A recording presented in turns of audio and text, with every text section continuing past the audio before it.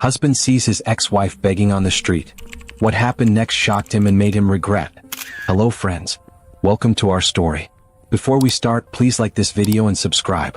Also, tell us in the comments, where are you watching from? New York? London? Maybe Canada or Jamaica? We want to know. The afternoon sun was bright, but Michael Williams didn't notice.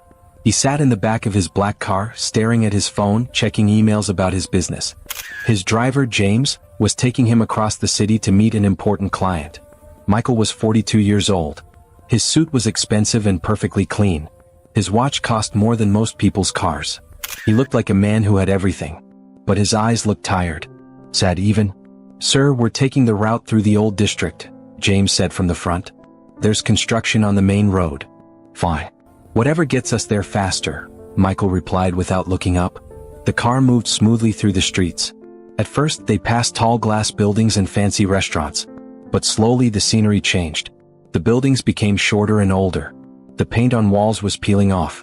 The streets had big holes. People walked around in simple clothes, carrying heavy bags. Michael finally looked up from his phone. He didn't like this part of the city. It made him uncomfortable. It reminded him of things from his past, things he tried to forget. 8 years ago, his life had been different. He'd been happy then. Really, truly happy. Because 8 years ago he'd had Clara. Clara with her kind smile. Clara with her gentle laugh.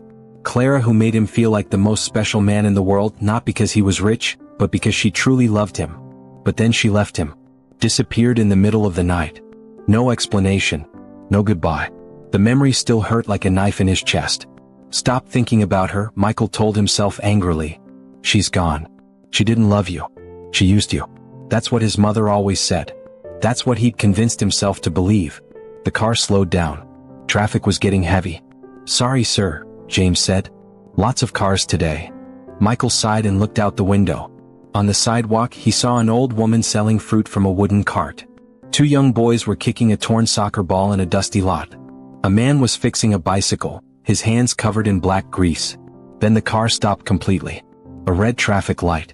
Michael's eyes wandered across the street, bored, just watching people walk by. That's when he saw something that made his heart stop beating. On the corner, near a broken streetlight, a woman was kneeling on the ground. She had a piece of cardboard in her hands. Even from inside the car, Michael could read what it said. Please help. Need money for medicine. The woman's head was down. Her hair was messy and tangled. Her clothes looked old and dirty. Her hands were shaking as she held the sign. Michael felt a strange tightness in his chest. Something about her looked familiar. Just some beggar, he muttered, trying to look away. The city was full of people asking for money. He usually ignored them. But he couldn't look away. Something pulled his eyes back to her. A car honked behind them. The light had turned green, but James hadn't moved yet. Sir? James asked, noticing Michael was frozen, staring out the window. Wait, Michael whispered. The woman on the corner shifted slightly. A breeze blew her hair away from her face.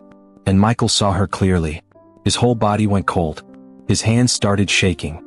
His mouth went dry. No, it can't be. It's impossible. But he knew that face. He had kissed that face 1,000 times.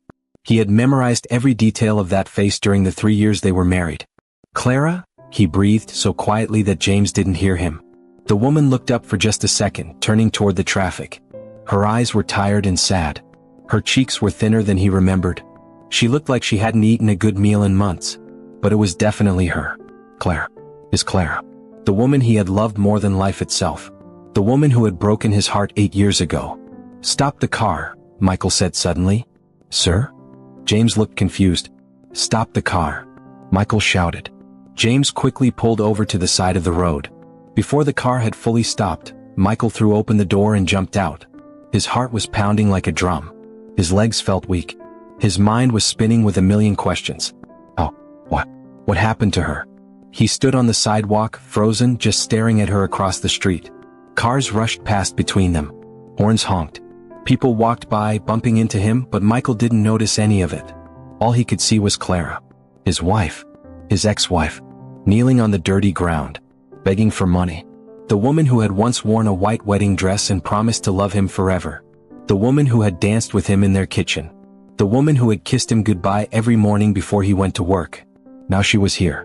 On the street. Looking broken and desperate. Michael felt like someone had punched him in the stomach. All the anger he'd carried for 8 years suddenly mixed with shock and confusion and something else. Something that felt like guilt. How did this happen? How did she end up like this? A man in a business suit walked past Clara and dropped a few coins into a cup by her feet without even looking at her. Clara whispered, "Thank you. God bless you." Her voice. Michael heard her voice even over all the noise of the street. That sweet, gentle voice that used to say, "I love you," every night before they fell asleep. Tears started forming in Michael's eyes. He blinked them away angrily. "No, I won't cry. She left me. She abandoned me. She deserves whatever happened to her." But even as he thought those harsh words, his feet were already moving. Walking toward the crosswalk. Walking toward her. He couldn't stop himself. After 8 years of wondering, 8 years of anger, 8 years of emptiness, here she was. And he needed to know why. The crossing light turned green. Michael stepped off the curb. His heart pounded as he crossed the street. His step felt heavy. Clara still had her head down, staring at the cardboard sign in her hands. Michael stopped right in front of her. His shadow fell across her lap. Clara looked up slowly and froze. Her mouth opened but no sound came out. The cardboard sign slipped from her fingers. Her eyes went wide with shock. "Clara?" Michael's voice cracked. Michael?" she whispered. For a long, painful moment they just stared at each other. The noise of the city faded away. The people walking past disappeared. Time itself seemed to hold its breath. 8 years of silence hung between them like an invisible wall. 8 years of questions with no answers. 8 years of a love story that ended without an ending. Clara's lips trembled. Tears filled her eyes and spilled down her cheeks. Michael's hands clenched into fists at his sides. 1,000 emotions crashed through him all at once. Shock, confusion, anger, pain, and something else he didn't want to name. "How?" Michael started, but his voice failed him. He swallowed hard and tried again. "How did you? Why are you?" He couldn't finish the sentence. Because how do you ask someone you once loved more than life itself why they're kneeling on a dirty street, begging for spare change? Clara looked away, shame washing over her face. "I never wanted you to see me like this," she whispered. "Never." Michael's mind was spinning. 100 questions fought to come out of his mouth all at once. But all he could do was stand there, staring at the woman he thought he'd never see again. Clara slowly stood up from the ground. Her legs shook like they might give out. She was so thin. So fragile. She looked like a strong wind could blow her away. Clara started, then stopped. She wrapped her arms around herself like she was trying to disappear. "I should go." "No." The word exploded from Michael's mouth. "No, you don't get to run away again. Not this time." Clara flinched like he'd hit her. Michael took a deep breath, trying to control the storm of feelings inside him. "Clara, what happened to you? Where have you been? Why did you leave?" "You wouldn't understand," Clara whispered, looking at the ground. "Then make me understand." Michael's voice rose. People walking by turned to look at them, but he didn't care. "I came home and you were just gone. Do you have any idea what that did to me? I searched for you everywhere. I thought you were hurt. I thought you were dead. And then months passed and I realized you just didn't want to be found." Tears streamed down Clara's face. "That's not true." "Then why?" Michael's voice cracked. "Why did you leave me?" Clara was quiet for a long moment. When she finally spoke, her voice was so soft Michael had to lean closer to hear. "Your mother." Michael felt like he'd been slapped. "What?" "Your mother," Clara repeated louder this time. She finally looked up at him and Michael saw so much pain in her eyes. "She came to see me every week after we got married. At first she just said little mean things. Called me stupid. Said I didn't know how to dress properly. Told me I was embarrassing the Williams name." Michael's chest tightened. "Why didn't you tell me?" "I didn't want to cause problems between you and your mother," Clara said. I thought if I just tried harder she would accept me. But it got worse. She told me I was ruining your life. That everyone was laughing at you for marrying someone like me. That's not." "Please let me finish," Clara interrupted, her voice shaking. "I could have handled that. I really could have. But then." She stopped, her whole body trembling. Then she made threats. Real threats. Michael's hands began to shake. He had a terrible feeling about where this story was going. "She said if I truly loved you I would leave," Clara continued, her voice breaking. "She said she would destroy my life if I stayed. She said she had the money and power to make sure I could never work anywhere, never live anywhere. She said she would make me disappear." "No," Michael breathed. No, she wouldn't. But even as he said it, he knew it was true. He knew his mother. He knew how she valued reputation and status above everything else, even above her own son's happiness. I was so scared, Clara sobbed. I was alone and she was so powerful. I didn't know what to do. I thought if I left, maybe you could move on. Maybe you could find someone she approved of. Someone who could make you happy without putting you in danger. Danger? Michael felt anger rising in his chest like fire. The only danger was my mother. Clara, why didn't you tell me? Would you have believed me? Clara asked quietly. Would you have chosen me over your own mother? The question hung in the air between them. Michael wanted to say yes immediately, but he remembered who he was 8 years ago. Young, proud, still desperate for his mother's approval even though he pretended he didn't care. He didn't know what he would have done, and that truth hurt worse than anything. I should have protected you, Michael said, his voice rough. That was my job, to protect you, and I failed. It's in the past now, Clara said, wiping her tears with the back of her hand. You've moved on with your life. You're still successful, still living in that big house. And I'm... She looked down at herself, at her torn dress and dirty hands. I'm here.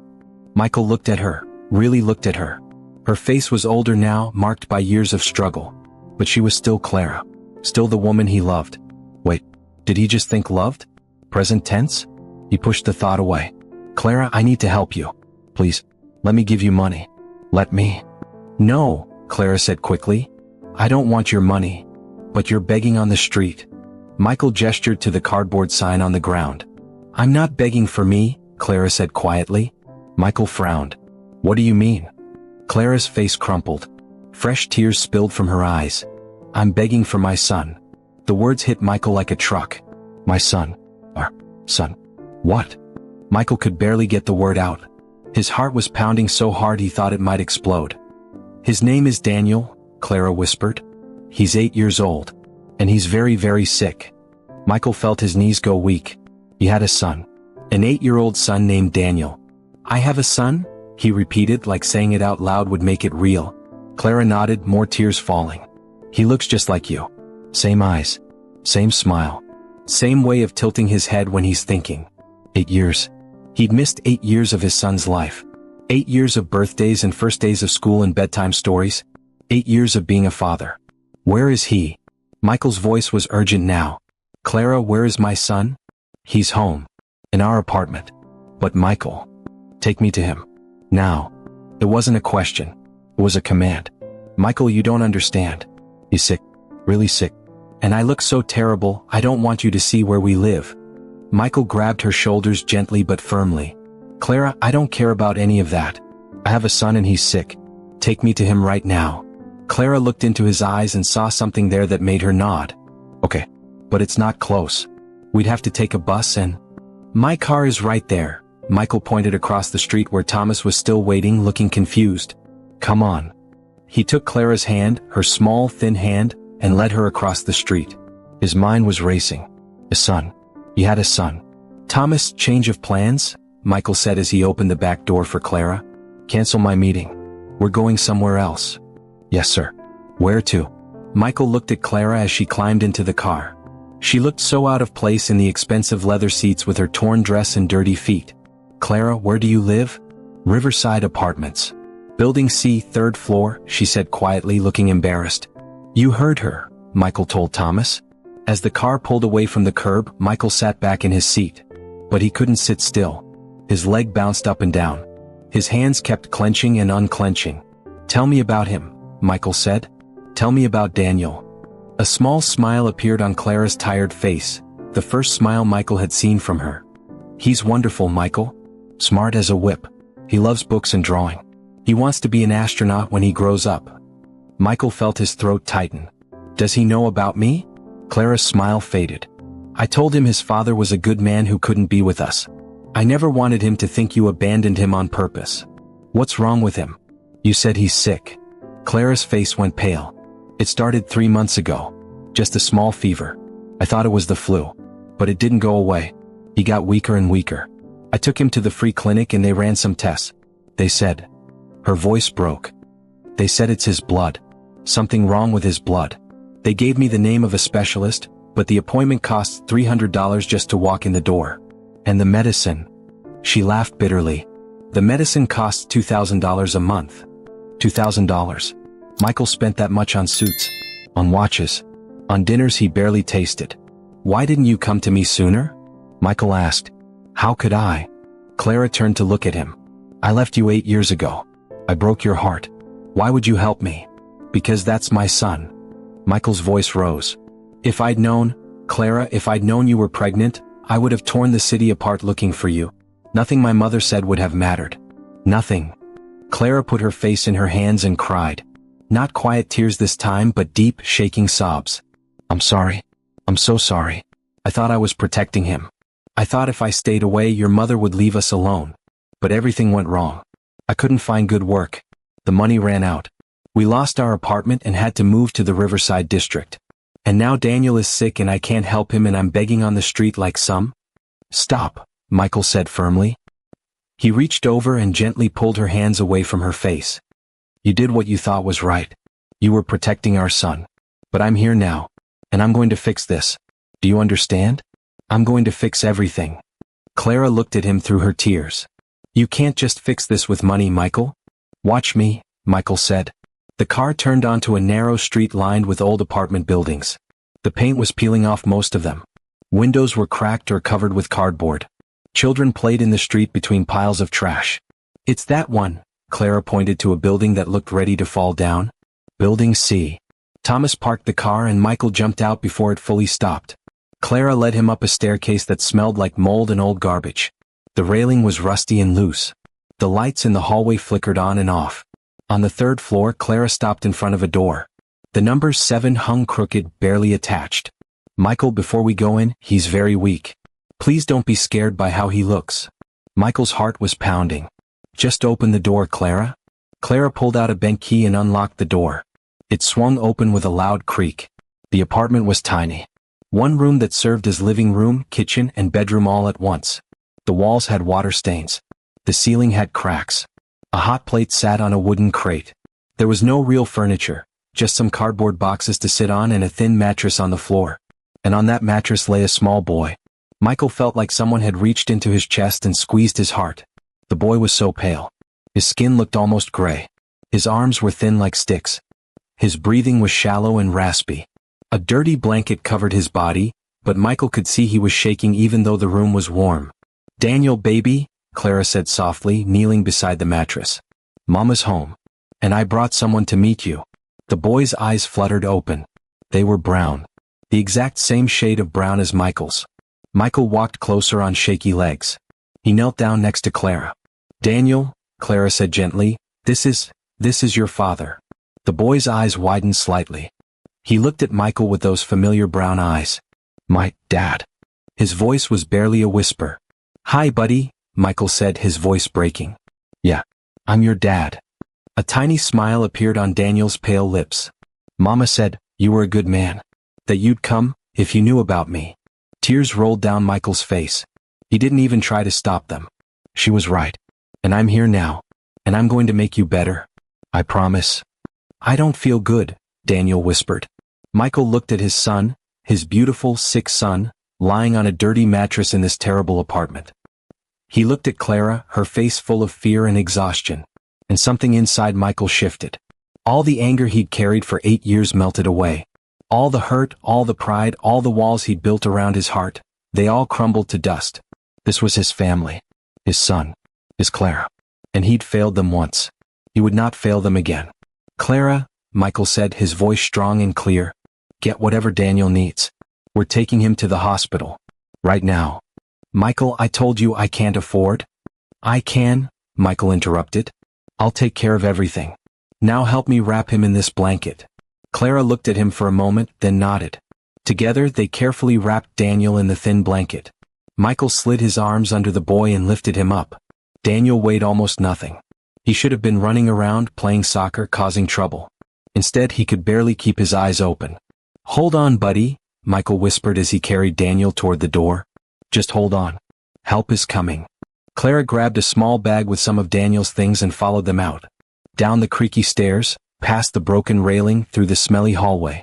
Thomas's eyes went wide when he saw Michael carrying the sick boy. He immediately jumped out and opened the back door.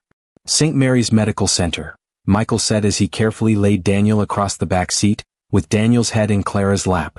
And don't spare the speed. This is an emergency. Yes, sir. Thomas jumped back in the driver's seat and the car roared to life. As they sped through the streets, Michael held Daniel's small hand. The boy's eyes were closed now. His breathing was getting worse. Stay with me, Daniel, Michael said firmly. You hear me? Stay with me, son. We're almost there. Clara stroked Daniel's hair, tears falling onto his face. Please, baby. Please hang on. The car weaved through traffic. Thomas honked the horn, making cars move out of the way. Buildings blurred past the windows. Michael looked down at his son's pale face and made a silent vow. I will not lose you. I just found you. I will not lose you. The hospital came into view, a tall white building with red letters, St. Mary's Medical Center. Hold on, Daniel, Michael whispered. We're here. We're here. The car screeched to a stop in front of the emergency room entrance. Michael didn't wait for Thomas to open the door. He kicked it open himself and carefully lifted Daniel out of the car. Help. I need help. Michael shouted as he ran toward the glass doors. The doors slid open automatically. Inside, the hospital was bright and clean. It smelled like medicine and cleaning supplies. Nurses in blue uniforms looked up from their station. Please? Michael called out. My son, he's very sick. A nurse with kind eyes rushed over. She took one look at Daniel's pale face and immediately pressed a button on the wall. We need a doctor here now. Child in critical condition. Everything happened fast after that. More nurses appeared. Someone brought a rolling bed, a gurney they called it. Michael gently laid Daniel down on it. What are his symptoms? A doctor asked, appearing out of nowhere. He had gray hair and wore a white coat. He has a fever that won't go away, Clara said quickly, rushing to keep up as they wheeled Daniel down the hallway. He's been sick for 3 months. The free clinic said something was wrong with his blood. Did they say what? The doctor asked, walking fast. They gave me a paper. Clara fumbled in her bag with shaking hands. Here. The doctor took the paper and read it quickly. His face became serious. Okay. We need to run some tests immediately. Are you the parents? Yes, Michael said firmly. I'm his father. Do whatever you need to do. Money is not a problem. The doctor nodded. Good. We'll take good care of him. He looked at the nurses. Get him to room 302. I want a full blood panel for fluids, and start him on broad-spectrum antibiotics until we know exactly what we're dealing with. They pushed the gurney through another set of doors. Michael tried to follow, but a nurse gently stopped him. I'm sorry, sir. You'll have to wait here while we examine him and run the tests. It won't take long. But, Michael started to protest. Let them do their job, Clara said quietly, putting her hand on his arm. They'll help him. The nurse pointed to a waiting area with plastic chairs. You can wait there. Someone will come update you soon. Michael watched the doors swing closed, taking his son away from him. He stood frozen in the middle of the hallway, feeling helpless. Come on, Clara said softly. Let's sit down. They walked to the waiting area. Clara sat down on one of the chairs, but Michael couldn't sit. He paced back and forth like a caged lion. I should be in there with him, Michael said. He's scared. He doesn't know these people. He's strong, Clara said. He's been fighting this for 3 months. He's stronger than he looks. Michael stopped pacing and really looked at Clara for the first time since they'd gotten to the hospital. In the bright fluorescent lights, he could see just how thin she was. How tired. Her dress was even more worn than he'd first thought. There was a hole in her shoe. When was the last time you ate? Michael asked. Clara blinked. What?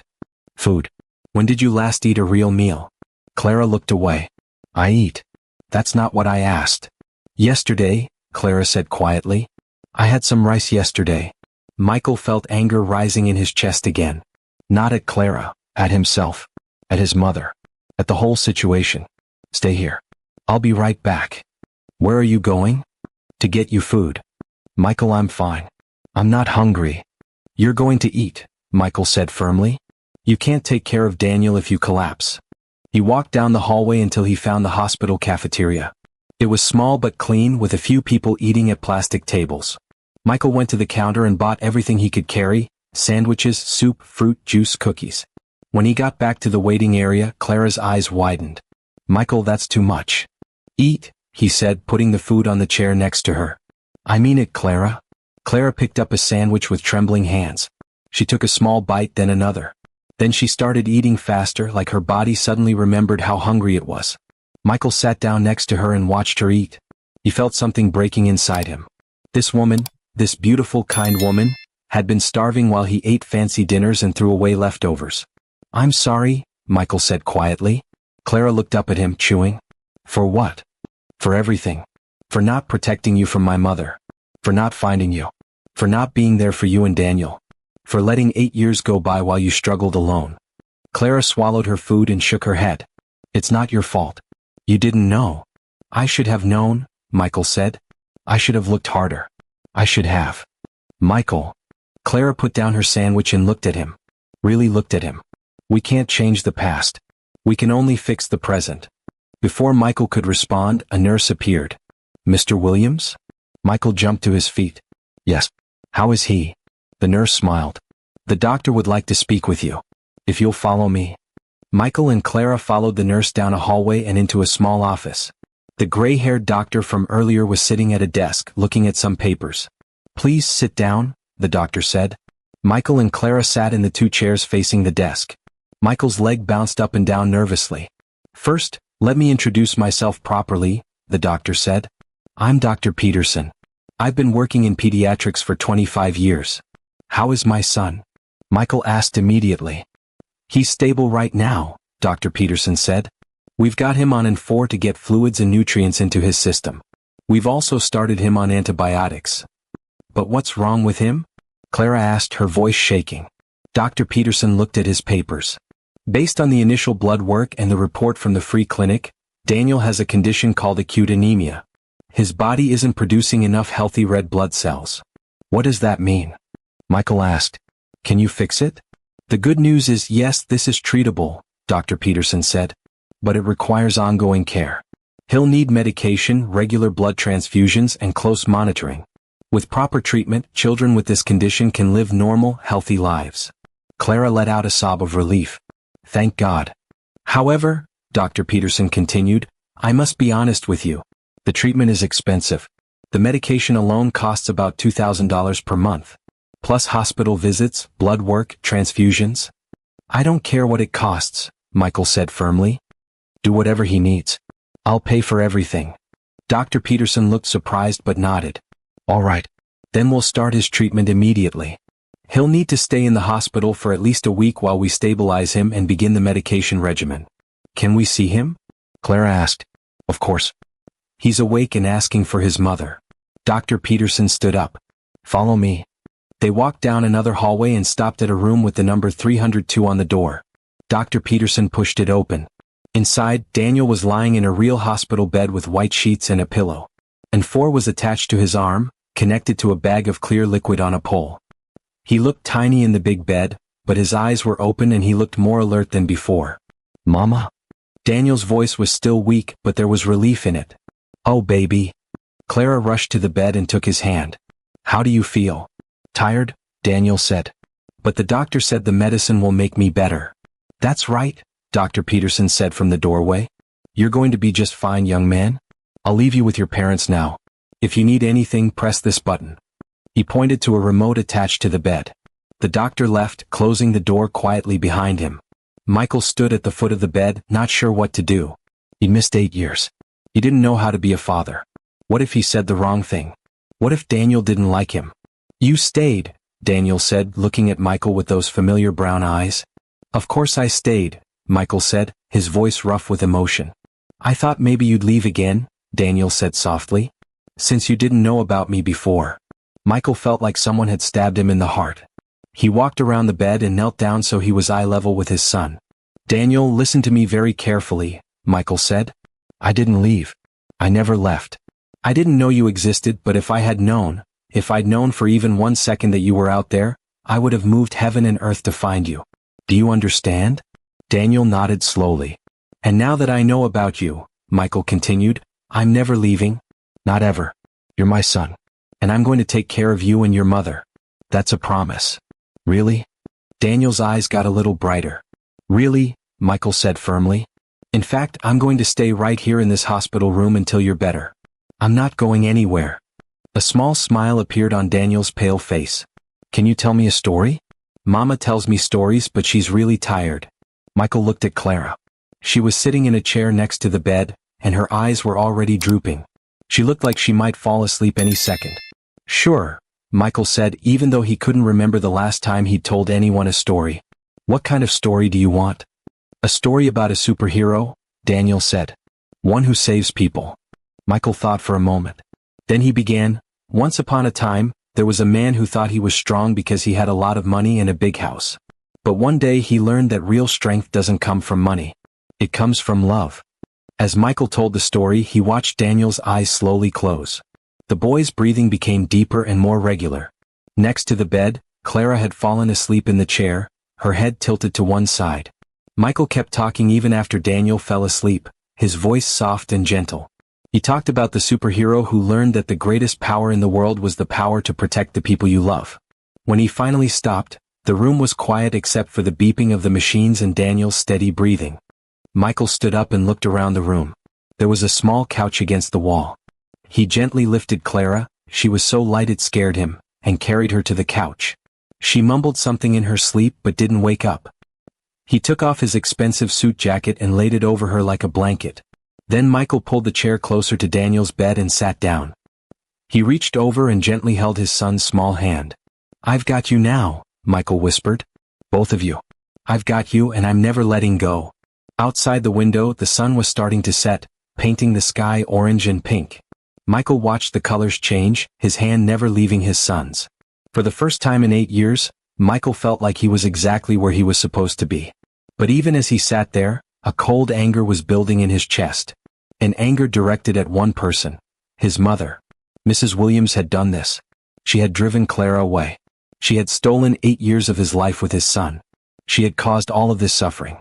And soon, very soon, Michael was going to make sure she understood exactly what she had done. But that could wait until tomorrow. Tonight he would stay here with his family. His family. The word felt right. It felt like coming home. Michael didn't sleep that night. He couldn't. Every time he closed his eyes, he saw Daniel's pale face. He saw Clara kneeling on the street with that cardboard sign. He saw 8 years of his son's life that he would never get back. First steps, first words, first days of school. All stolen by his mother's pride. Around midnight, a nurse came in to check on Daniel. She was young with a friendly face. "How's he doing?" Michael asked quietly. The nurse checked the machines and wrote something on a clipboard. "He's doing well. His vitals are stable. The 4 fluids are helping already." She smiled at Michael. "You should try to get some rest. We'll take good care of him." "I can't sleep," Michael admitted.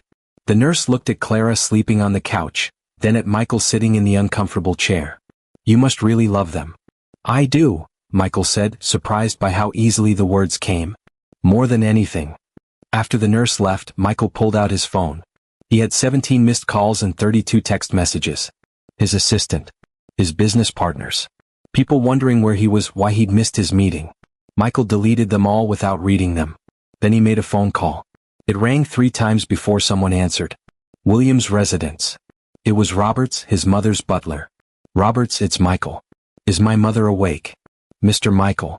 It's quite late, sir. Your mother retired hours ago." "Wake her up," Michael said coldly. "Tell her I need to see her tomorrow morning. 10 o'clock. At her house. Tell her it's important." There was a pause. Roberts knew that tone. "Yes, sir. I'll give her the message first thing in the morning." "Thank you, Roberts." Michael hung up. He looked at his phone for a moment, then turned it completely off. Whatever happened in his business world could wait. His family came first now. Michael stood up and walked to the window. From the 3rd floor, he could see the city lights twinkling in the darkness. Somewhere out there was his big empty mansion.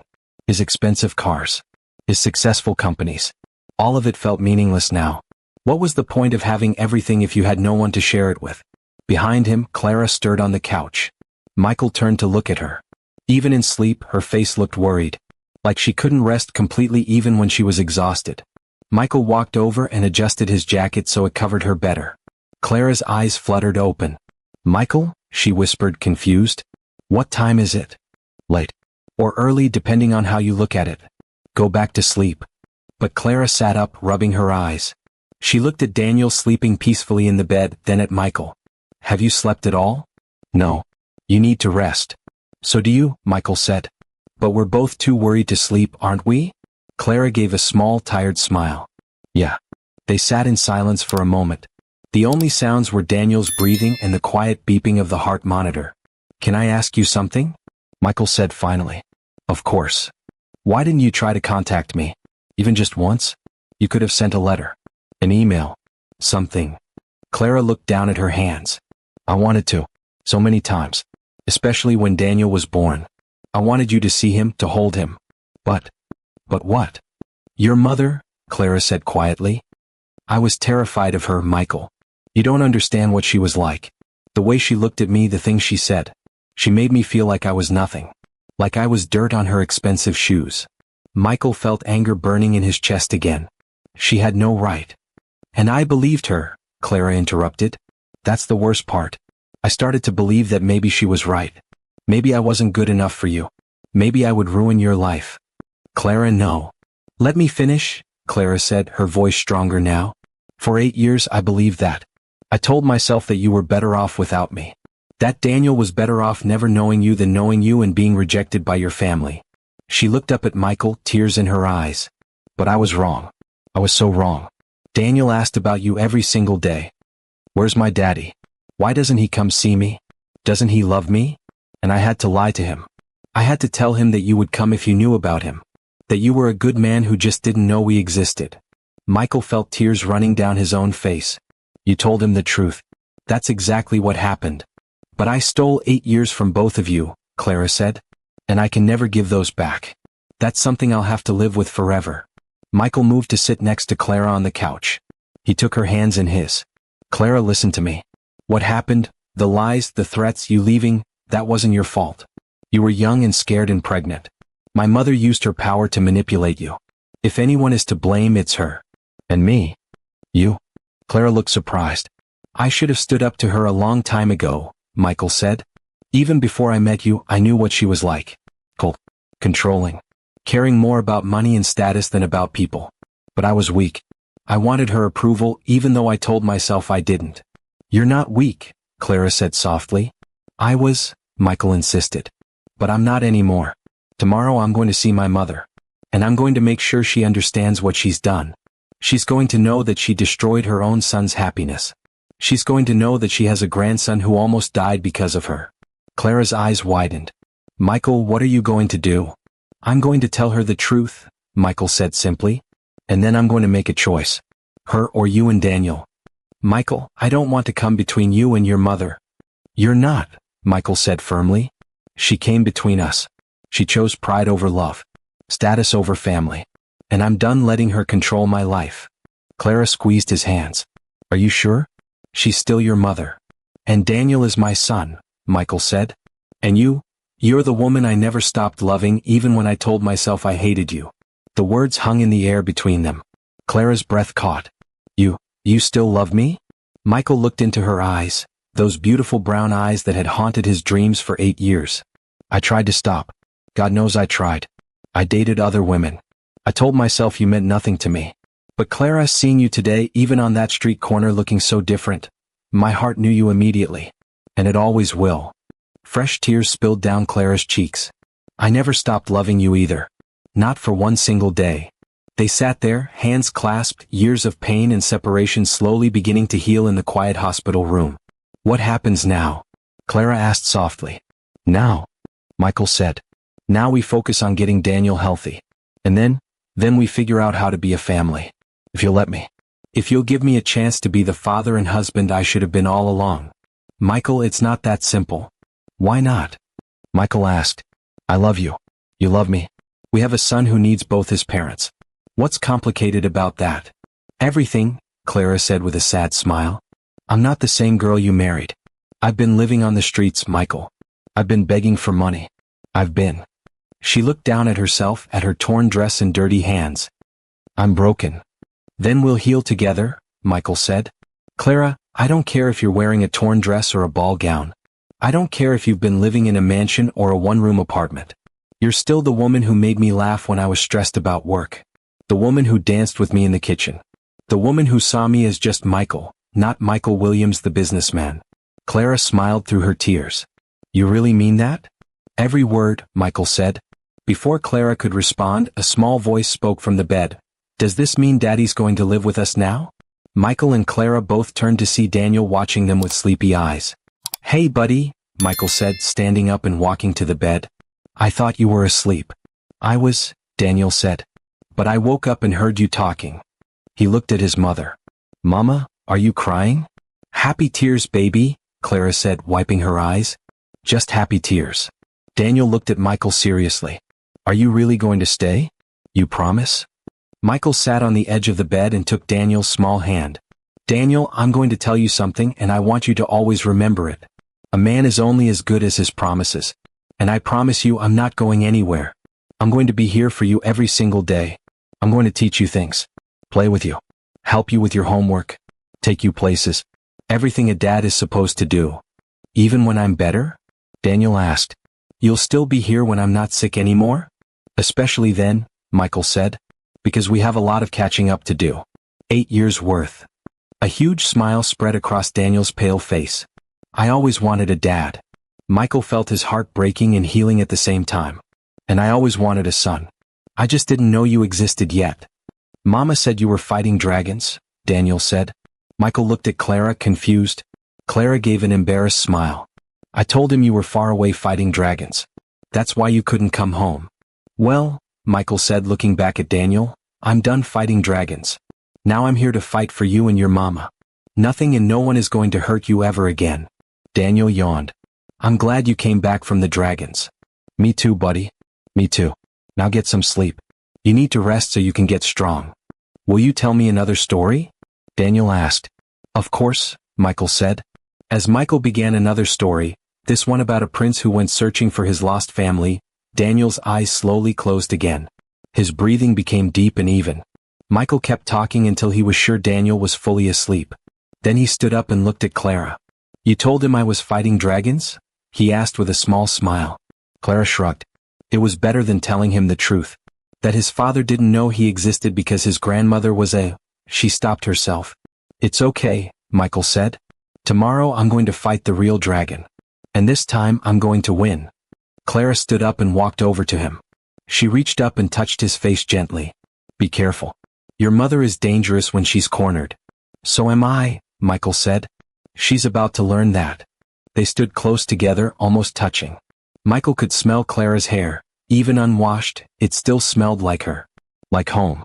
Thank you, Clara whispered. For what? For not hating me. For forgiving me. For being here. Michael pulled her into a gentle hug. Clara stiffened for a moment, then relaxed against him. She was so thin he could feel her ribs. We're going to fix everything, Michael said into her hair. I promise you, Clara. Everything is going to be okay. They stood like that for a long time, holding each other in the quiet hospital room while their son slept peacefully nearby. Outside, the city was waking up. The sky was turning from black to dark blue. Soon it would be morning. And soon Michael would face his mother. But for now, in this moment, he had everything he needed. His son. His Clara. His family. The rest would come later. Morning came slowly. The sun crept through the hospital window, painting everything in soft golden light. Michael was still awake. He'd spent the night alternating between sitting with Daniel and standing at the window, thinking about what he would say to his mother. Around 7 o'clock, a different nurse came in with breakfast trays. The smell of food woke Clara up. Good morning, the nurse said cheerfully. How's our patient today? Daniel opened his eyes and smiled. I feel better. That's wonderful. The nurse checked his IV in the monitors. The doctor will be by soon to see you. In the meantime, here's breakfast. We've got eggs, toast, and orange juice. She set up a rolling table next to Daniel's bed and placed the tray on it. Then she handed another tray to Clara. And one for you, Mama. You need to keep your strength up too. Thank you, Clara said quietly. The nurse looked at Michael. Sir, would you like me to bring you a tray as well? Please, Michael said. He realized he hadn't eaten since yesterday lunch. When the nurse returned with Michael's breakfast, she smiled. You three make a beautiful family. After she left, the three of them ate together. Daniel was able to sit up in bed and feed himself, which made Clara's eyes fill with happy tears. You're getting stronger already, she said, stroking his hair. The medicine is magic, Daniel said with his mouth full of eggs. Michael laughed, actually laughed. It's not magic, buddy. It's science. But it does seem pretty magical, doesn't it? They ate and talked, and for a little while it felt almost normal, like they'd been a family all along.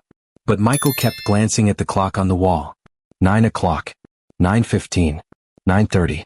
Finally, at 9:45, Michael stood up. I need to go.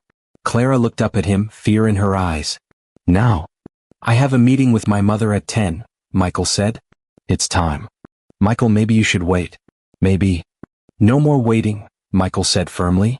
This ends today. He walked over to Daniel's bed and kissed his son's forehead. I'll be back soon, okay? Where are you going? Daniel asked. I have to go talk to someone, Michael said. Someone who needs to learn an important lesson. Is it a bad person? Daniel asked innocently. Michael paused. How do you tell your son you're going to confront his grandmother? A grandmother he didn't even know existed? It's someone who made some very bad choices, Michael said carefully. And I need to make sure they understand that those choices hurt people. Daniel nodded seriously like he understood. Okay, Daddy. Come back soon. Daddy. The word still made Michael's heart skip. I will, Michael promised. He turned to Clara. She stood up and walked him to the door. Please don't be too angry, Clara said quietly. Anger makes people say things they regret. I won't say anything I'll regret, Michael said. I'm only going to tell her the truth. Clara hugged him quickly. Be safe. I will. Michael left the hospital and found Thomas waiting in the car outside. The driver jumped out when he saw Michael. Sir, I've been here all night. Are you all right? Is the boy? Daniel is going to be fine, Michael said. Thank you for waiting, Thomas. I need you to take me to my mother's house. Thomas's eyebrows shot up, but he didn't ask questions. Yes, sir. The drive to Mrs. Williams' estate took 30 minutes. It was on the other side of the city, in the richest neighborhood where all the houses looked like palaces. As they drove through the iron gates and up the long driveway, Michael felt his jaw tighten. He'd grown up in this house. He'd played in that garden. He'd eaten dinner at that long table. But it had never felt like home. Not really. It had always felt like a museum, beautiful but cold. Thomas stopped the car in front of the massive front door. Shall I wait here, sir? Yes, Michael said. This won't take long. Michael got out and walked up the marble steps. Before he could knock, the door opened. Robert stood there in his perfect butler uniform. Good morning, Mr. Michael, Robert said. Your mother is waiting for you in the sitting room. Thank you, Roberts. Michael walked through the familiar hallway. His footsteps echoed on the marble floor. Expensive paintings lined the walls. Everything was perfect. Everything was in its place. Everything except his life. He reached the sitting room and pushed open the heavy wooden door.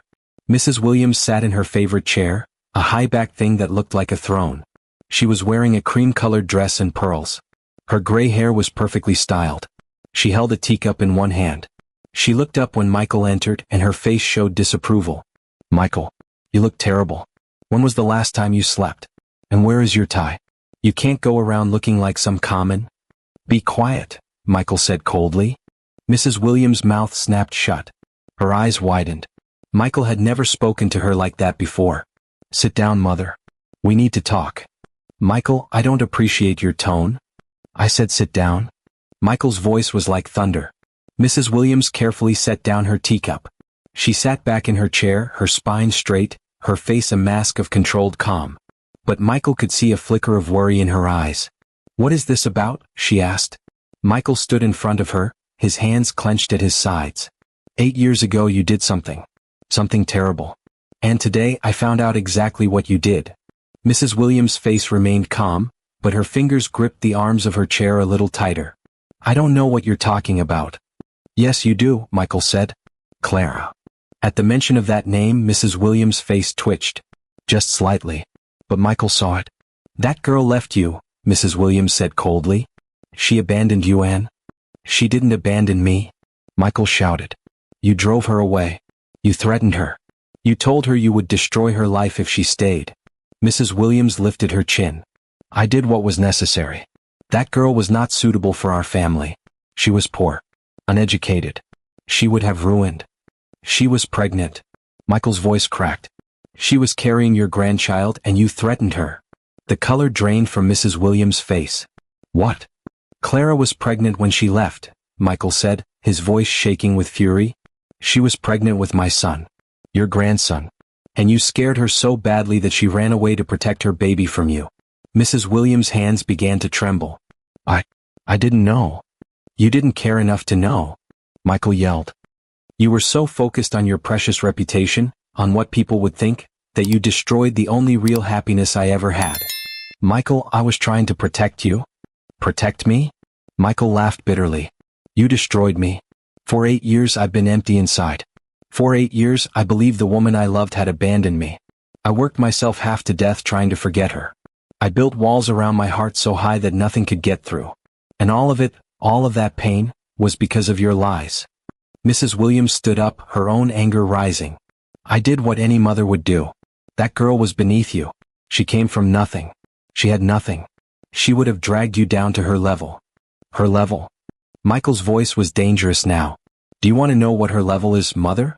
She's been living in a one-room apartment with holes in the walls. She's been begging on the street for money. She's been starving herself so our son could eat. And our son, Daniel, your grandson, has been dying because she couldn't afford his medicine. Mrs. Williams stumbled backward like she'd been hit. Dying? Yes, dying. Michael shouted. I found him yesterday on a dirty mattress, barely breathing. Because Clara had no money for doctors. Because she had no one to help her. Because you took away the one person who could have saved them, me. Tears were streaming down Michael's face now, but he didn't wipe them away. He wanted his mother to see them. He wanted her to see exactly what her pride had cost. I have a son, Michael said, his voice breaking. An 8-year-old son who is smart and kind and brave. A son who asked me yesterday if I would really stay or if I would disappear again. An 8-year-old boy who has spent his whole life wondering why his father didn't want him. Mrs. Williams sank back into her chair. Her face had gone completely pale. Her hands shook. I didn't mean, she whispered. I didn't know about the child. I thought she was just after your money. She never wanted my money, Michael said. She loved me. She loved me for who I was, not what I had. She was the only person in my entire life who saw me as just Michael. Not Michael Williams, heir to a fortune. Not Michael Williams, successful businessman. Just Michael. Just me. He walked closer to his mother, his eyes burning into hers. And you took that away from me. You took away 8 years with my son. You took away my chance to be there when he was born, when he took his first steps, when he said his first words. You took away 8 years of my life.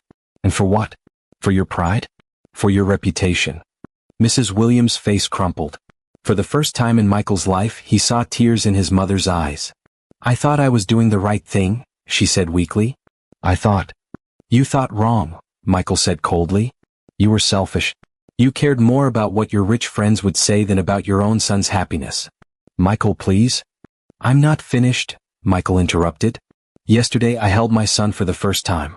I looked into his eyes and saw myself looking back. I felt his small hand in mine. And I realized something, Mother. I realized that you don't know anything about love. Real love. The kind of love that sacrifices. The kind of love that puts others first. Mrs. Williams was crying now, tears running down her perfectly made-up face. I love you, Michael. I've always loved you. No, Michael said quietly. You love the idea of me. You love having a successful son you can show off to your friends. But you never loved me enough to let me be happy. He turned toward the door, then stopped and looked back at her. I came here to tell you something, Mother. I'm going to marry Clara again. I'm going to bring her and Daniel into my home. We're going to be a family. And you? He paused. You have a choice to make. Mrs. Williams looked up at him, mascara running down her cheeks. What choice? You can change, Michael said. You can admit you were wrong. You can apologize to Clara. You can try to be a real grandmother to Daniel. Or, he let the word hang in the air. Or you can stay exactly as you are, proud, cold, and alone. And I will cut you out of my life completely. You'll never see me again. You'll never meet your grandson. You'll never know the amazing woman your daughter-in-law is. Mrs. Williams gasped. You wouldn't? I would, Michael said firmly. In a heartbeat. Because I finally understand what's important. It's not money. It's not status. It's not what people think. It's love. It's family. It's being there for the people who need you. He walked to the door and opened it. Then he looked back one more time. The choice is yours, Mother. But you need to decide quickly. Because my family needs me. And I'm done wasting time on people who can't see what really matters. With that, Michael walked out. He strode down the hallway, his footsteps echoing. Behind him, he heard his mother sobbing. Part of him wanted to turn back. She was still his mother after all. But the bigger part, the part that had held his dying son, that had seen Clara begging on the street, kept walking. Roberts opened the front door for him. "Sir? Is everything all right?" "Everything is going to be fine, Roberts," Michael said. "For the first time in 8 years, everything is going to be fine." He walked down the steps and got into the car. "Back to the hospital, sir?" Thomas asked. "Yes," Michael said. "Take me home." And as the car pulled away from the mansion where he'd grown up, Michael didn't look back. He looked forward. Toward the hospital. Toward his son. Toward Clara. Toward his real home. Michael returned to the hospital feeling lighter than he had in years. It was like he'd been carrying a heavy weight on his shoulders and had finally set it down. When he walked into Daniel's room, Clara looked up anxiously. "How did it go?" Michael sat down next to her and took her hand. "I told her everything. How she drove you away. About Daniel. About what she cost us." "What did she say?" Clara asked nervously. "Not much," Michael said. "But she heard me. Really heard me. Whether she'll change." He shrugged. "That's up to her now." Daniel was sitting up in bed, coloring in a book a nurse had brought him. He looked much better than yesterday. There was color in his cheeks. "Daddy?" Daniel called out. "Look, I drew a picture of us." Michael walked over and looked at the drawing. It showed 3 stick figures holding hands, a tall one, a medium one, and a small one. Above them, Daniel had written in wobbly letters, "My family." Michael felt his throat tighten. "It's perfect, buddy." The rest of the day passed peacefully. Dr. Peterson came by and was pleased with Daniel's progress. "The medication is working faster than I expected. He's responding very well." "When can he go home?" Clara asked. "Let's give it another 5 or 6 days," Dr. Peterson said. "I want to make sure he's stable before we release him." After the doctor left, Michael and Clara sat with Daniel, reading books and telling stories. For the first time in 8 years, Michael felt complete. Around lunchtime, a nurse brought food trays. As they were eating, Michael's phone buzzed. He turned it back on that morning. It was a text from Roberts. "Sir, I thought you should know. Mrs. Williams hasn't come out of her room all morning. She asked me to cancel all her appointments for the week. She said she's not feeling well." Michael showed the message to Clara. "Is she sick?" Clara asked, concern in her voice. Michael was surprised. "You're worried about her? After everything she did to you?" Clara looked down at her hands. "She's still your mother. And Daniel's grandmother. I don't hate her, Michael. I'm just afraid of her." "You don't need to be afraid anymore," Michael said firmly. "I won't let her hurt you again." The afternoon stretched into evening. Michael called his assistant and told her he wouldn't be coming to the office for at least a week. "Handle everything you can. If there's an emergency, call me. Otherwise, I'm taking time off." His assistant was shocked. In 10 years of working for him, Michael had never taken more than 2 days off in a row. That night, Michael went home briefly to shower and change clothes. His mansion felt even emptier than before. The hallways echoed. The rooms felt cold. This isn't a home, Michael thought. It's just a big, expensive building. He packed a bag with fresh clothes and headed back to the hospital. When he returned, Clara and Daniel were both asleep. Clara in the chair, Daniel in the bed. Michael pulled a blanket over Clara and kissed Daniel's forehead. Then he settled into the uncomfortable couch for another night. 3 days passed. Daniel grew stronger every day. He started eating more. He laughed more. He even asked if he could walk around the hallway. Soon, the nurses told him, "Let's give the medicine a little more time to work." Michael spent every day at the hospital. He learned about Daniel's favorite things. He loved dinosaurs, hated broccoli, and could name every planet in order. He learned that Daniel was good at math but struggled with spelling. That he was afraid of thunderstorms but loved the rain. 8 years of catching up happened in small conversations and quiet moments. Claire was slowly looking better too. Michael made sure she ate 3 meals a day. He bought her new clothes, simple things, nothing fancy but clean and whole. He saw her starting to smile more, to relax a little. On the 4th day, Michael was reading to Daniel when there was a knock on the door. "Come in," Clara called out. The door opened slowly, and Mrs. Williams stepped into the room. Clara gasped. She stood up so fast her chair fell over backward. Michael jumped to his feet, putting himself between his mother and Clara. "What are you doing here?" Mrs. Williams looked different. She wore a simple gray dress instead of her usual fancy clothes. Her hair wasn't perfectly styled. Her face had no makeup. And her eyes were red and swollen like she'd been crying for days. Mrs. Williams' voice cracked. I needed to come. I needed to see. Her eyes moved past Michael and landed on the hospital bed. On the small boy sitting there looking at her with curious brown eyes. Mrs. Williams' hand went to her mouth. Fresh tears spilled down her cheeks. He looks just like you did, she whispered to Michael. When you were his age. Mother, if you came here to cause trouble, Michael started. I didn't, Mrs. Williams interrupted. She looked at Clara, who was standing frozen against the wall, fear written all over her face. Clara, may I speak with you? Please? No, Michael said firmly. You've said enough to her. But Clara put her hand on Michael's arm. It's okay. Let her speak. Clara, you don't have to. I know, Clara said softly. But maybe I need to hear what she has to say. Michael looked at his mother with hard eyes. Fine. But I'm staying right here. And if you say one cruel word, I will throw you out myself. Mrs. Williams nodded. She took a few steps closer but not too close. She seemed afraid that Clara might run away. Clara, Mrs. Williams began, her voice shaking. I came here to say something I should have said 8 years ago. Something I should have said the day I met you. She took a deep breath. I'm sorry. The room was completely silent. Even the machines seemed to quiet down. I'm sorry for the horrible things I said to you, Mrs. Williams continued, tears streaming down her face. I'm sorry for treating you like you were worthless. I'm sorry for threatening you. I'm sorry for driving you away. And most of all, her voice broke completely. I'm sorry for taking away your son's father. For taking away those 8 years. That's something I can never ever fix. Clara stood very still, her eyes wide. I told myself I was protecting Michael, Mrs. Williams said. I told myself that you weren't good enough, that you would hurt him, that you were just after his money. But the truth is, she looked down at her hands. The truth is I was jealous. Jealous? Clara whispered. You made him happy, Mrs. Williams said. Really truly happy. I saw it in his eyes when he looked at you. He smiled more. He laughed more. He seemed lighter.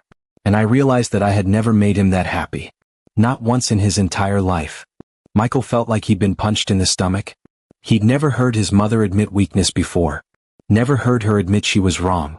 I raised him to be successful, Mrs. Williams continued. To be rich. To be powerful. But I never taught him how to be happy. And then you came along and showed him happiness without even trying. And instead of being grateful, I was jealous. So I destroyed it.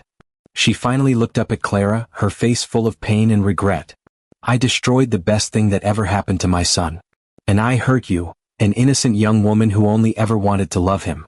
There is no apology big enough for what I've done. No words that can undo the pain I caused. But I need you to know. I am so sorry. Clara's hands were shaking. Tears rolled down her cheeks. Why are you telling me this now? Because I'm dying, Mrs. Williams said quietly. Everyone froze. What? Michael breathed. Mrs. Williams gave a sad smile. Not immediately. The doctors say I have maybe 5 years. Maybe less. Something wrong with my heart. She laughed bitterly. Fitting, isn't it? I finally have to face the fact that my heart has been broken all along. Michael felt dizzy. Mother, Let me finish, Mrs. Williams said gently.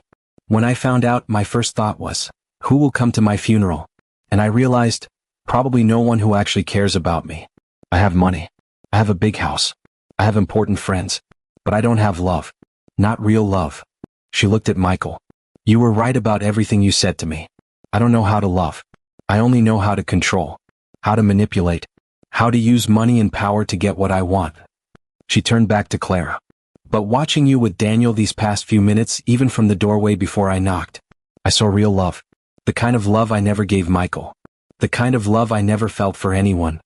Mrs. Williams slowly walked closer to Clara. Clara tensed but didn't back away. Clara, Mrs. Williams said softly, I know I don't deserve your forgiveness. I know I can never make up for what I did. But I'm asking anyway. Please, please forgive me. Give me a chance to be better. To be the grandmother that little boy deserves. To be the mother-in-law you should have had. Clara looked at Michael. He could see the question in her eyes. What should I do? Michael walked over and stood next to Clara. He took her hand. It's your choice, he said quietly. Whatever you decide, I'll support you. Clara looked at Mrs. Williams, this woman who had terrorized her, who had driven her from her home, who had stolen 8 years of her life. And then Clara looked at Daniel, watching everything with wide, confused eyes. Clara took a deep breath. I forgive you. Mrs. Williams gasped. I forgive you, Clara repeated, her voice stronger now. Not because you deserve it, but because. She looked at Michael, then at Daniel. Because holding on to hate is too heavy. Because Daniel deserves to know his grandmother. And because. She paused. Because everyone deserves a second chance. Mrs. Williams collapsed into a chair and sobbed. Not quiet, dignified tears, but loud, ugly, heartbroken sobs. Years of pride and coldness breaking apart all at once. Clara slowly walked over and stood in front of her. Then, after a moment's hesitation, she put her hand on Mrs. Williams' shoulder. Mrs. Williams looked up, shocked. But, Clara said firmly, if you ever hurt my son, if you ever make him feel less than, if you ever treat him the way you treated me, this second chance ends. Do you understand? Mrs. Williams nodded frantically. I understand. I promise. I swear on everything I have. Clara stepped back. Mrs. Williams wiped her eyes and stood up shakily. She looked at the hospital bed where Daniel sat, still watching with confusion. May I? Mrs. Williams asked quietly. May I meet my grandson? Michael looked at Daniel. What do you think, buddy? Want to meet your grandmother? Daniel tilted his head, thinking. Is she nice? She's trying to be, Michael said honestly. Daniel thought for another moment, then nodded. Okay. Mrs. Williams slowly approached the bed like she was approaching something precious and fragile. She stopped at the edge and looked down at Daniel. Hello, she said softly. My name is Elizabeth. But you can call me Grandma if you want. Hi, Grandma, Daniel said. Then, with the innocent honesty of a child, he asked, Why do you look sad? Mrs. Williams laughed through her tears. Because I wasted a lot of time, sweetheart. Time I could have spent knowing you. That's okay, Daniel said simply. You're here now. Those 4 words, you're here now, seemed to break something in Mrs. Williams. She put her hand over her mouth and cried again. He's beautiful, she whispered to Michael. He's so beautiful. He is, Michael agreed. And he's smart and kind. Just like his mother. Mrs. Williams looked at Clara. Really looked at her. I was so wrong about you. You're not beneath us. You're better than us. Clara shook her head. I'm not better. I'm just different. No, Mrs. Williams said firmly. You're better. You know how to love selflessly. That's something money can never buy. Mrs. Williams stayed at the hospital for 2 hours that day. She sat beside Daniel's bed and listened to him talk about dinosaurs and space. She didn't interrupt or correct him. She just listened, really listened, with wonder in her eyes. When a nurse came to check Daniel's vitals, Mrs. Williams asked, Is he getting the best care? Does he need anything? Specialists? Better medicine? Mother, Michael said gently. He's getting everything he needs. Mrs. Williams nodded, but Michael could see her fingers tapping nervously on her purse. Before she left, she pulled Michael aside. I want to help, she said quietly. Not to buy forgiveness. I know I can't do that. But I have money. You shouldn't have to pay for everything alone. I can afford it, Michael said. I know you can, Mrs. Williams said. But let me do this. Let me help my grandson. Please. It's the least I can do. Michael looked into his mother's eyes and saw something he'd never seen before, humility. Okay, he said finally. Thank you. Mrs. Williams squeezed his hand. Thank you for giving me a chance. After she left, Clara let out a long breath. That was the hardest thing I've ever done. Forgiving her? Michael asked. Yes, Clara said. Part of me wanted to scream at her. To tell her she doesn't deserve to know Daniel. But she looked at their son who was drawing another picture. But holding on to anger would only hurt us. Not her. Michael pulled Clara into a hug. You're amazing. You know that. Clara smiled against his chest. I learned a long time ago that forgiveness isn't for the other person. It's for yourself. It's choosing peace over pain. 6 days after being admitted, Daniel was released from the hospital. Dr. Peterson gave them careful instructions about his medication schedule and follow-up appointments. He'll need to come back every 2 weeks for blood work, Dr. Peterson explained. And if he shows any signs of fever or weakness, bring him in immediately. We will, Michael promised. As they prepared to leave, Clara looked nervous. Michael, where are we going? Back to the Riverside apartments? Michael shook his head. No. You're coming home with me. Both of you. To your mansion? Clara's eyes widened. Michael, I can't. Yes, you can, Michael said firmly. That house has been empty for too long. It needs a family. We need to be together. Clara looked down at her worn dress. Even with the new clothes Michael had bought, she still felt out of place. I don't belong in a place like that. Michael tilted her chin up gently. You belong wherever I am. And Daniel belongs with both his parents. Together. Daniel, who was being wheeled out in a wheelchair even though he could walk now, hospital rules, chimed in, I want to see Daddy's house. Clara laughed. Okay, we'll go. The drive to Michael's mansion took 40 minutes. When they pulled through the gates, Daniel pressed his face against the car window. Whoa, he breathed. It's like a castle. Michael smiled. Wait until you see your room. My room? Daniel's eyes went huge. I get my own room? Of course you do, Michael said. They pulled up to the front door. Michael helped Daniel out of the car while Thomas got their bags. Clara's small worn bag and Michael's larger one. Mrs. Jones, the housekeeper, was waiting at the door. Michael had called ahead. Mrs. Jones, this is Clara and Daniel, Michael said. They'll be living here now. Mrs. Jones smiled warmly. Welcome home. I've prepared the blue guest room for Miss Clara and the room next to the master bedroom for young Daniel. She led them inside. Clara stopped in the entrance hall, looking around with wide eyes at the marble floors, the crystal chandelier, the grand staircase. It's so big, she whispered. Too big for one person, Michael said. But just right for a family. Mrs. Jones showed Daniel to his room first. When she opened the door, Daniel gasped. The room was huge with a large bed, a desk, shelves for books, and toys that Michael had ordered the day before. Dinosaur figures, building blocks, puzzles. Is this really mine? Daniel asked in wonder. All yours, buddy, Michael said. Daniel ran into the room and jumped on the bed. It's so soft. Mama, come feel. Clara walked in slowly, tears in her eyes. It's beautiful, baby. And look. Mrs. Jones opened another door. Your own bathroom. Daniel ran to see. Clara stayed in the doorway, overwhelmed. It's too much, she whispered to Michael. It's not enough, Michael replied. Nothing will ever be enough to make up for the years I missed. But it's a start. Next, Mrs. Jones showed Clara to her room. It was equally beautiful. A large bed with soft blankets, a sitting area by the window, fresh flowers on the dresser. This is the guest room? Clara asked in disbelief. For now, Michael said. Unless. He paused. Unless you'd rather share the master bedroom. With me. Clara's cheeks turned pink.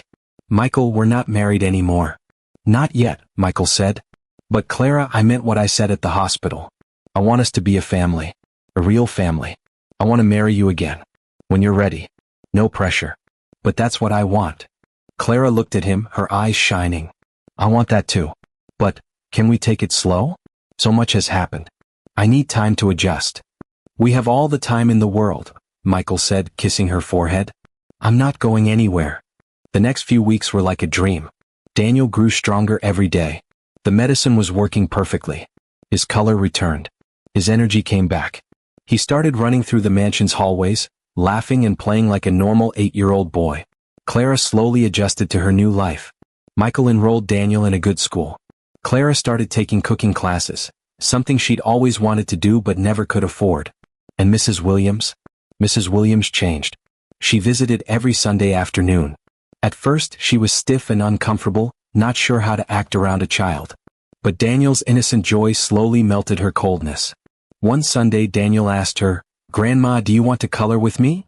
Mrs. Williams, who had never colored a picture in her life, sat down on the floor with her grandson and picked up a crayon. What are we coloring? A family, Daniel said, showing her the picture. That's you, that's Daddy, that's Mama, and that's me. Mrs. Williams' hands shook as she helped color the picture. We're all together? Of course. Daniel said like it was obvious. We're a family. After that day, Mrs. Williams came more often. She brought Daniel books and asked about his school. She apologized to Clara again and again until Clara finally said, Elizabeth, I forgive you. You don't have to keep saying sorry. Just be better. And she was better. I hope you enjoyed watching it as much as I enjoyed creating it. Like, share, and comment on the lessons you've learned. Let me know where you're watching from in the comments below. See you in my next video.